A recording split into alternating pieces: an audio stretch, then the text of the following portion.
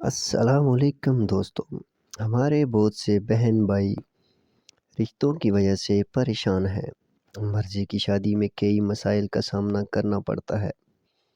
اکثر تو مایوس ہو کر خودکشی کر لیتے ہیں، جو کہ ایک حرام عمل ہے۔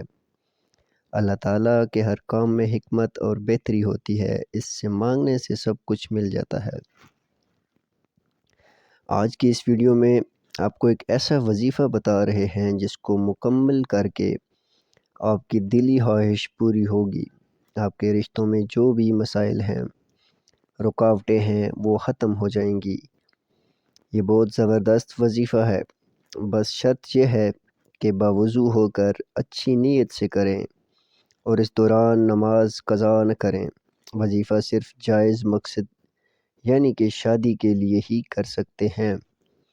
کسی بھی اور مقصد جو جائز نہ ہو کے لیے نہیں کر سکتے، نقصان ہوگا۔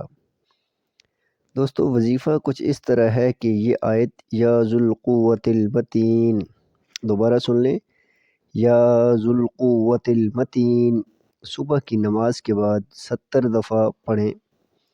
اول آخر 3 دفعہ درود شریف پڑھیں اور اپنے مقصد کو ذہن میں رکھیں۔ اسی طرح مغرب کی نماز کے بعد پڑھیں اور اللہ تعالیٰ سے دعا مانگیں۔ یہ وظیفہ 21 دن کریں، انشاءاللہ تعالیٰ آپ کی مرضی کی جگہ شادی ہو جائے گی، رکاوٹ پریشانی ختم ہو جائے گی۔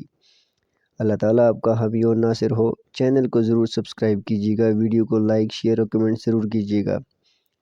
اللہ تمام مسلمان بہن بھائیوں کے رشتوں کے مسائل دور کرے، آمین ثم آمین۔